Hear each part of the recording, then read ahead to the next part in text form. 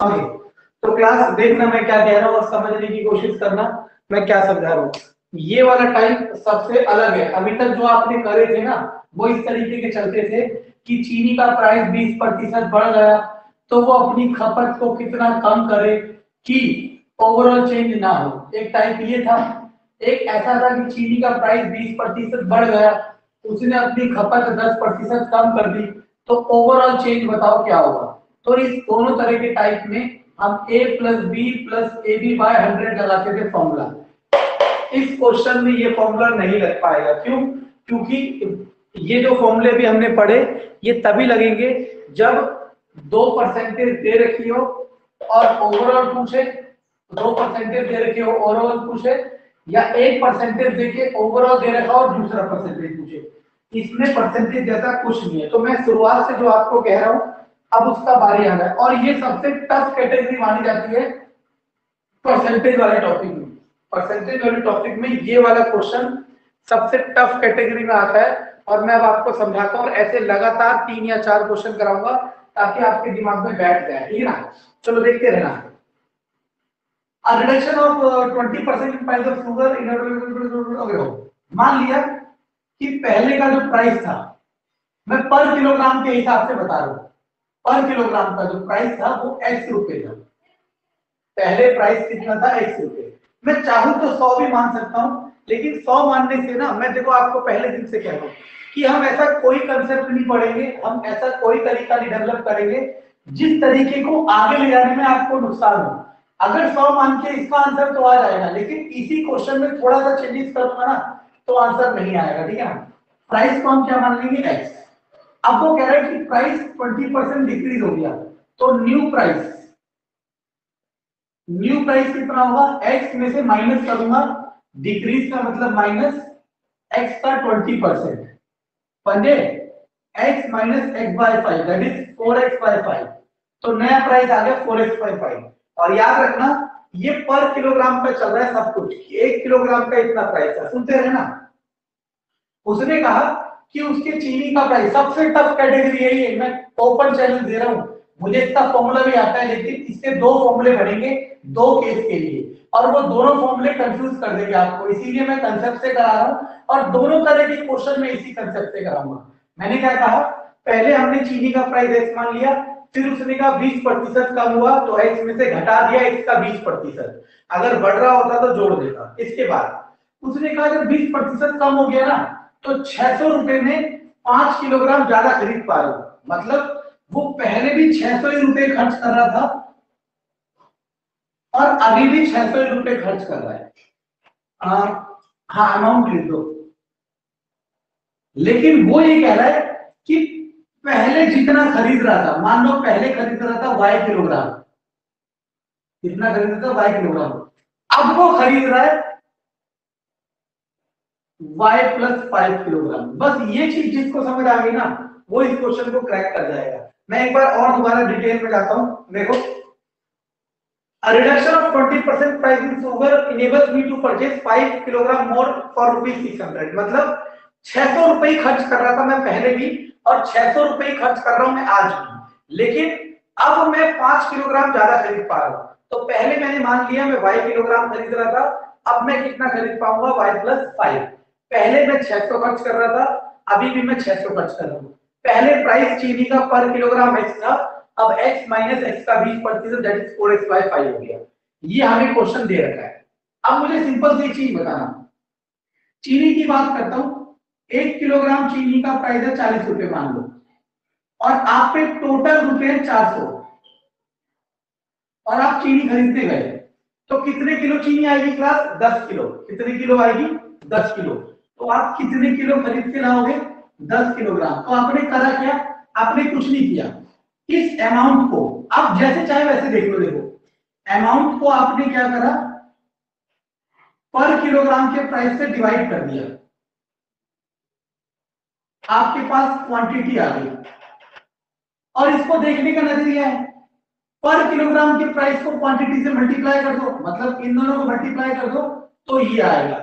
आप कैसे भी करो कंसेप्ट सेम है। मैं यही चीज यहां पे लगा रहा हूं कि आप अगर इन दोनों को मल्टीप्लाई कर दो, इन दोनों को, पर किलोग्राम का प्राइस और क्वांटिटी देखो 40 रुपए किलोग्राम चीनी थी और आपने 10 किलोग्राम खरीदी तो कितने रुपए हो गए 400। तो x किलोग्राम x रुपीस पर किलोग्राम उसका प्राइस था, आपने कितने किलोग्राम खरीदी y किलोग्राम और कितने रुपए हो गए 600।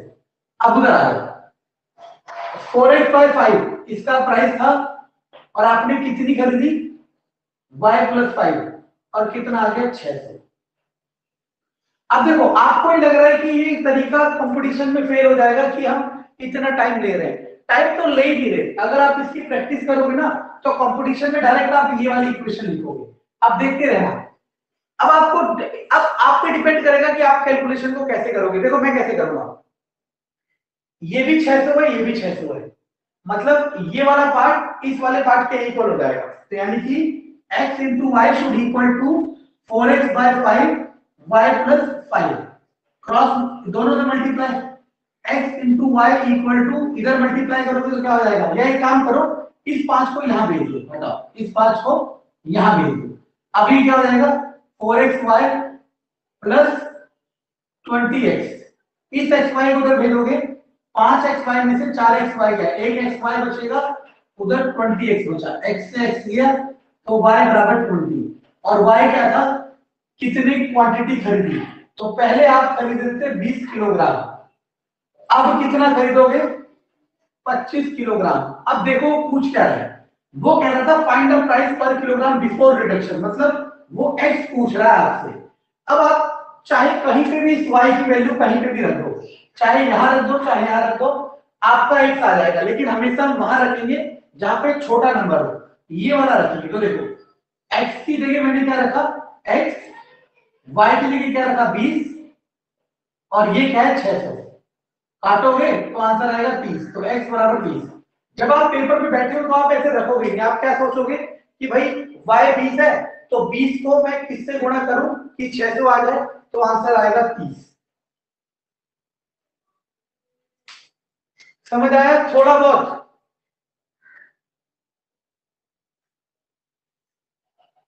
जी सर। ये सबसे टफ टाइप है इस तरह का, ये मेरा चैलेंज है कि परसेंटेज में सबसे टफ कैटेगरी इसे इसलिए कह रहा हूं मैं क्योंकि इसका रेडीमेड फॉर्मूला है और इसमें 2 या 3 केस होते हैं और वो रेडीमेड फॉर्मूले हर केस के लिए अलग है और आपको सारे फॉर्मूले याद करने पड़ते हैं और आप फंस जाते हैं। लेकिन मैं सारे केस एक ही फॉर्मूले से करूंगा, मतलब कोई ये फॉर्मूला थोड़ा है, ये तो बेसिक सेंस है, मैंने बेसिक सेंस से करा, ठीक है ना। अब मान लो यही चीज पेपर में आ जाती, ठीक है सुनना, स्क्रीनशॉट ले लो इसका, वैसे सेव है छोड़ो चलो। मान लो यही चीज पेपर में आती और टाइम सेविंग बोर्ड में कैसे करते, करते हम तब भी यही, लेकिन कैसे करते देखो, आप सोचते पहला प्राइस x और कितने रुपए खर्च कर रहे हो 600 और मान लो y, तो x into y बराबर 600, फिर आप कहोगे 20% कम हो गया तो x minus x by 5 that is 4x by 5 हो गया। अब प्राइस है 4x by 5, अब कितना खरीद रहा है 5 किलोग्राम ज्यादा, y plus 5 अभी भी 600। अब मैं इन दोनों को कंपेयर करता और यहां से क्वेश्चन को सॉल्व करता, जो कि मेरा क्वेश्चन 40 से 50 सेकंड में सॉल्व हो जाता और अच्छी स्पीड होती तो और भी जल्दी सॉल्व हो जाता।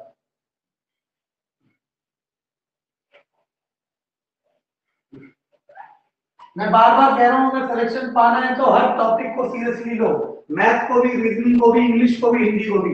आप किसी सब्जेक्ट को एवरेज कर सकते हो कि मानो ये सब्जेक्ट मेरा अच्छा नहीं है मैं इसे एवरेज कर लेती हूँ, लेकिन इग्नोर नहीं कर सकते किसी सब्जेक्ट को, ठीक है ना। अगर आपको लग रहा है कि आप इग्नोर कर सकते हो तो पता चल जाएगा पेपर के बाद, ठीक है।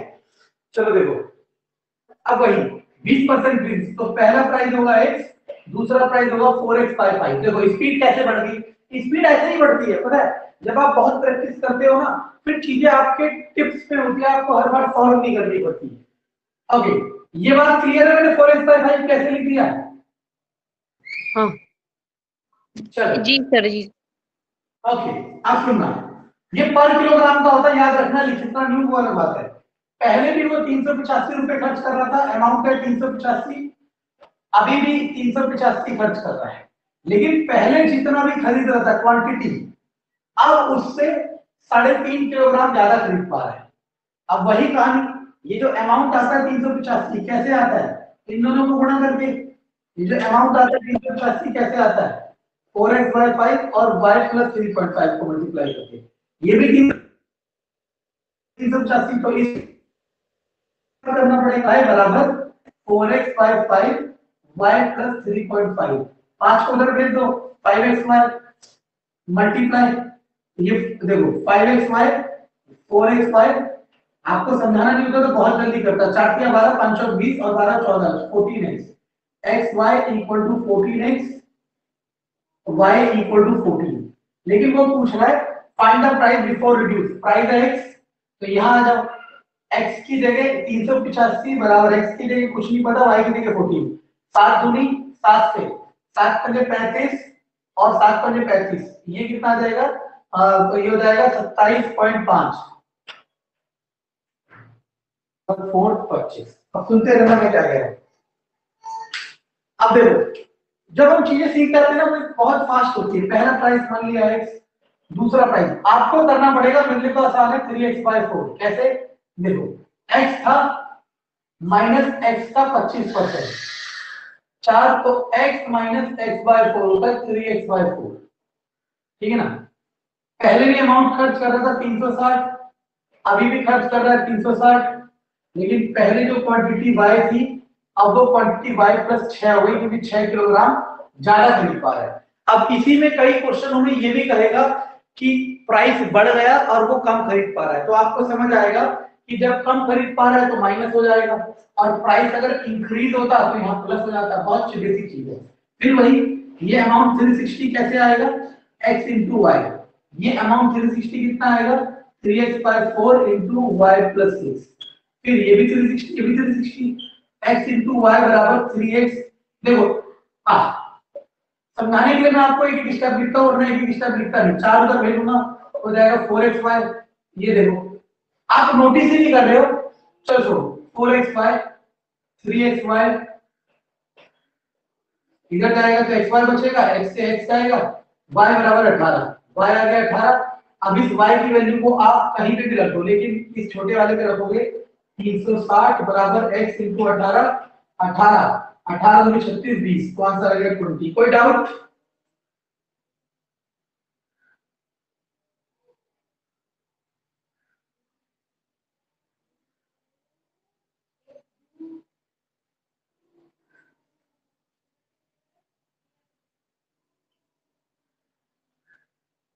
क्लास एनी डाउट नहीं सर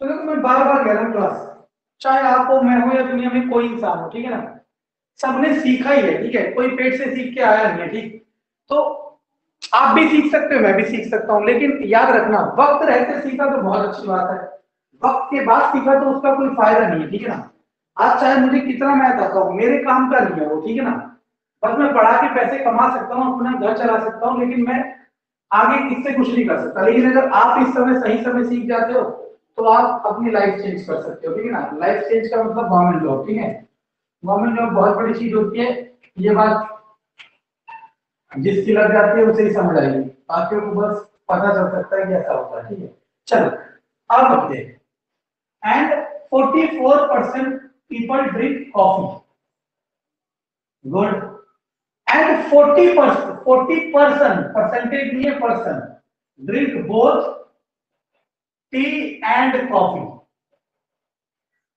40 ऐसे लोग हैं जो दोनों पीते हैं चाय भी और कॉफी भी तो बताओ टोटल वर्कर कितने हैं टोटल वर्कर मैं पहले डे से कहते आ रहा हूं क्लास बिना कंसेप्ट के याद करी हुई चीज ज्यादा दिन चल ही नहीं सकती है ठीक है ना ये प्रैक्टिकल फैक्ट है अब सुनना मैं क्या कह रहा हूं मैं आपको इस तरीके से बताया था कि ये मानो ए है ये मानो बी है तो ये वाला एरिया वो है जिसे कहते हैं ए इंटरसेक्शन बी मतलब जो दोनों में कॉमन है तो हमने पढ़ा था ए यूनियन बी मतलब टोटल होता है ए वाला प्लस बी वाला माइनस ए इंटरसेक्शन बी क्यों क्योंकि ये जो ए इंटरसेक्शन बी होता है ये दो बार आ जाता है एक बार ए में और एक बार बी में मैंने ये फॉर्मूला बताया था ठीक है ना और मैंने बिना फॉर्मूले के भी कर बताया था बिना फॉर्मूले के कैसे दिमाग लगाना टोटल लोग जो होंगे ऑफिस में वो 100% होंगे चाय पीने वाले 72% कॉफी पीने वाले 44% और कुछ ऐसे होंगे जो दोनों पीते होंगे जैसे मान लो ये टी है ये कॉफी है तो tea union coffee equal to tea plus coffee minus tea union coffee क्यों क्योंकि ये वाले लोग वो होंगे जो टी में भी काउंट हो गए और कॉफी में भी काउंट हो गए। अब कई लोग पता क्या करते हैं, बहुत दिमाग लगाते हैं और यहाँ पे माइनस करके ये लिख देते हैं, क्यों? क्योंकि 40 लोग ऐसे ही जो दोनों है, लेकिन दिमाग लगाना। मैंने आपको कहा था कि अगर मैं एक घरे में एक डॉग को ऐड करता हूं तो कुछ भी नहीं बनेगा। क्यों? क्योंकि ऐड ना सेम ही चीजें होती है, टॉफी से टॉफी ऐड होता है, कॉफी से कॉफी ऐड होता है। इसी तरीके से अगर यहाँ सब परसेंटेज चल रहे हैं तो ये भी परसेंटेज होगा, ये परसेंटेज नहीं है तो इसकी जगह एक्स रखो। 100 कितना आ जाएगा? 6 7 4 11 माइनस एक्स, उधर भेजोगे तो 16% आ गया एक्स। सुनते हैं ना, 16% आ गया एक्स, ठीक है ना? चलो अब इसके बाद, लेकिन इन्होंने जो कॉमन वाला दिया था वो दिए थे 40 लोग, यानी कि 16% 40 के बराबर है, तो 1% 40/16 के बराबर। और टोटल परसेंट कितना होता है? 100, क्योंकि टोटल वर्कर पूछा है। 4 4 16, 4 से 25, 4 से धाम, तो आंसर आएगा 250%। अगर आपने इस क्वेश्चन को एक दो बार कर लिया, अगर आपने इस क्वेश्चन को या इस तरह के क्वेश्चन को एक दो बार कर लिया, तो आप पता कैसे करोगे? ऐसे करोगे, देखो आप इन्हें जोड़ोगे मन में 116, आपको पता है टोटल होता है 100, तो बचे 16, आप 16 को 40 के बराबर करोगे, 16 बराबर 40, 1 बराबर 40/16, और 100% निकालना तो 100 गुणा करके 250 आंसर आएगा।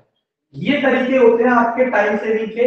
और जो कहते हैं ना कि 1 सेकंड में आंसर लाओ, 3 सेकंड में, 10 सेकंड में, पहली बात तो 1 सेकंड में कोई नहीं ला सकता, ठीक है ना? क्वेश्चन देखा हुआ हो तो अलग बात है, लेकिन 10 सेकंड और 20 सेकंड में आंसर लाने का तरीका यही है। लेकिन अगर देखा जाए ये और ये सेम ही तो है, बस हमने यहाँ पे क्या करा, थोड़ी सी एडवांसमेंट कर ली, किन चीजों से? प्रैक्टिस से। अब दो तरीकों से एडवांसमेंट की जा सकती है, या तो आप प्रैक्टिस करके सीख जाओ या फिर आप याद करने बैठो। अब आपको जो तरीका आसान लगता है आप उससे कर सकते हो, क्योंकि पेपर आपका, लाइफ आपकी है, सक्सेस आपकी है, फेलियर आपकी है। और तो ये क्वेश्चन कुछ शुरू में जब हमने पढ़ा ना, तो उसी क्वेश्चन की तरफ भाग रहा था कि राइस के प्राइस 2% गिर गए। लेकिन प्रीवियस क्वेश्चन में क्या होता था मैं बताता हूँ, वो ऐसा कहता था कि चीजों का प्राइस इतना कम हो गया, मैं इतने रुपए में इतने किलोग्राम ज्यादा खरीद सकता हूँ। तो बताओ पिछला प्राइस कैसा है? यहां तक तो क्वेश्चन की स्टेटमेंट सेम है, बाद में गलत हो गई। देखो मैं बताता हूँ क्या कह रहा है, पहले स्टेटमेंट बता दो। प्राइस शुगर का जो भी है, राइस का प्राइस 2% कम हो गया, अब वो कितना चावल खरीद सकता है? 2% कम होने के बाद कितना चावल खरीद सकता है? जबकि पहले जब कम नहीं हुआ था प्राइस, तब वो 980 किलोग्राम चावल खरीद पा रहा था। अब उसने रुपए नहीं बताया आपको, मतलब उसके पास कुछ रुपए हैं वो नहीं बताया। उन रुपए से कुछ पहले कितने चावल खरीद पा रहा था? वो 980 किलोग्राम।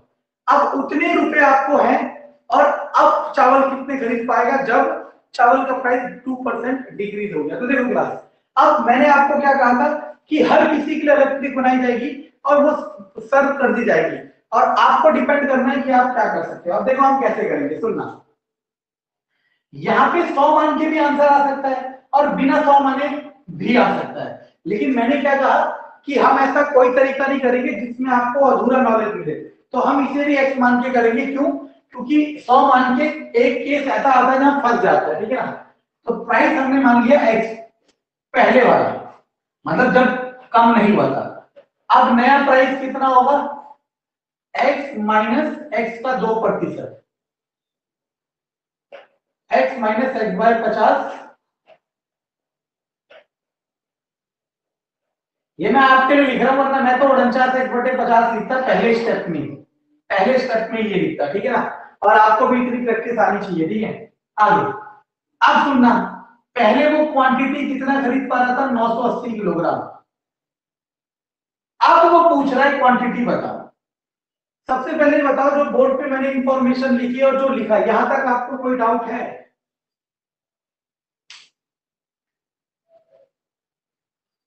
नहीं सर। चलो मैं वही देखो, मैं बार बार कह रहा हूं, एक ही चीज से सारी चीज करने वाला महान होता है, ठीक है ना? क्योंकि सबके लिए अलग तरीका तो कोई भी बना लेगा। सुनना, अमाउंट मान लेता हूं। अमाउंट क्या था याद करो, अमाउंट था प्राइस और क्वांटिटी को मल्टीप्लाई करना, और यहाँ पे अमाउंट कितना होगा? प्राइस, प्राइस क्या है? 49x/50 into quantity. क्वांटिटी हमें नहीं पता क्यों मान लिया, लेकिन अब क्वेश्चन में ये कह रहा है कि अमाउंट दोनों जगह सेम है, अमाउंट दोनों जगह सेम है, मतलब उसने ये कहा ही नहीं कि अमाउंट कितना है, लेकिन उसने ये जरूर कहा कि उतना ही अमाउंट है आपके पास, मतलब with the money that was sufficient to buy, मतलब उतना ही पैसा है जितने में 980। तो लास्ट क्वेश्चन में यहाँ अमाउंट दिया होता था, अब दिया नहीं है, कोई फर्क नहीं पड़ता, ये भी अमाउंट है ये भी अमाउंट है, जो भी है बराबर है, तो यानी कि ये वाला पार्ट किसके इक्वल होगा, ये वाले पार्ट के। तो 980 x बराबर 49x बटे 50 गुणा q। अब देखते रहना, x से x आएगा 49 दूनी 98, q बराबर 1000।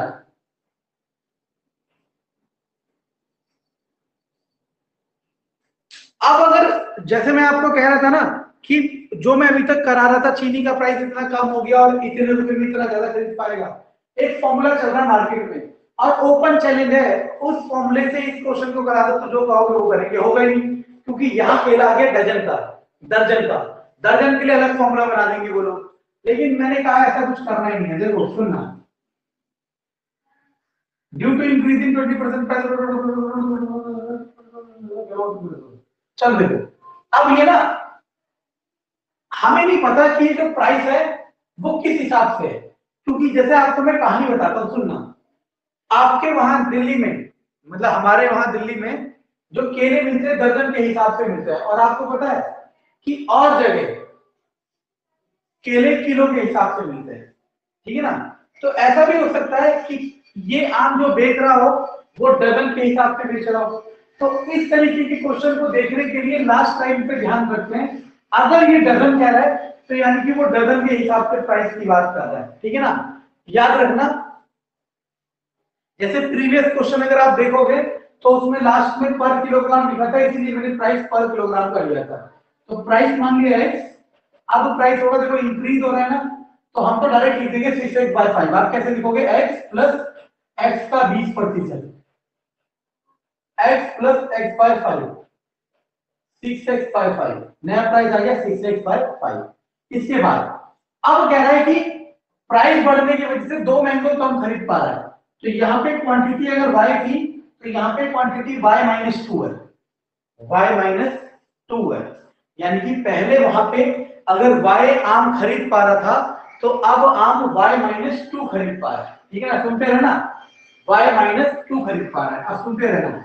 अब यहाँ पे कुछ अमाउंट खर्च कर रहा होगा और यहाँ पे कुछ अमाउंट खर्च कर रहा होगा, और कहानी हर बार की तरह सेम ही है कि ये दोनों अमाउंट सेम होंगे, क्यों, क्योंकि उसने कुछ कहा नहीं है ऐसा कि पैसे बदल गए, और जनरली को ऐसा नहीं कहे तो मतलब उतने रुपए की बात कर रहा होता है जो स्टार्टिंग में होता है। तो अब हम दोनों को इक्वल करेंगे, x इंटू वाई बराबर 6x/5 y-2, 5 हो जाएगा 5xy 6xy माइनस 12x। याद है मैं लास्ट टाइम आपको एक बात कह रहा था और मैं रुक गया था, अब कह देता हूँ, ये नंबर हमेशा इस तरीके से सेट होते हैं कि ये 5 होगा 6, ये 4 होगा 3 2 1, मतलब 1 का ही अंतर होगा। तो -xy बराबर -12x, y बराबर 12, तो y कितना आ गया 12, y कितना आ गया 12, तो ये आपके पास आ गया 12।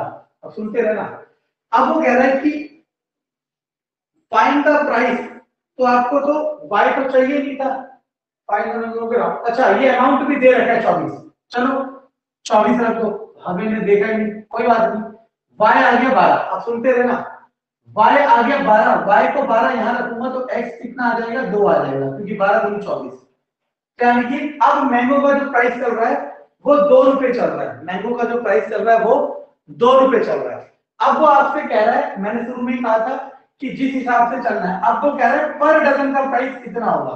अगर मैंगो का मतलब एक मैंगो का प्राइस 2 रुपए चलेगा तो पर डजन का प्राइस कितना चलना चाहिए, 24।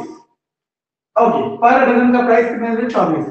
लेकिन उसने ये वाला तो पूछा ही है, वो प्रेजेंट पूछ रहा है, और प्रेजेंट अब ये हो जाएगा, क्यों, क्योंकि मान लो आज से 3 साल पहले आपकी उम्र कुछ थी और आज आपकी उम्र कुछ है, तो आज जो है वो परसेंटेज होती है, तो इसीलिए वो आपसे ये वाला प्राइस पूछ ही नहीं रहा, वो इधर वाला प्राइस पूछ रहा है। बहुत आसान है, 6 की जगह 6, 5 की जगह 5, x कितना निकाला आपने 2, तो 6 दूनी 12, 12 बटे 5 तो कितना आ जाएगा, 2.4 आ गया, कितना, एक आम का प्राइस। लेकिन आपसे कितने आम का प्राइस पूछा, 12 आम का, तो देखो कैसे करते हैं, 12 दूनी 24, 24 तो आएगा ही आएगा, 12 चौक 48, 48 का 4.8 28.8 आएगा इस तरीके से। अब देखो होता क्या क्लास, जो मैंने ये गुणा करी इसे करने के यूट्यूब में लाखों तरीके सिखाएगा हर कोई, और हर कोई देखेगा और सोचेगा वाह ये नया तरीका कहां से आया, जबकि रॉकेट साइंस कुछ है ही नहीं। दोबारा देख लो, 12 गुणा 2.4, 12 दूनी 24, 12 चौक 48,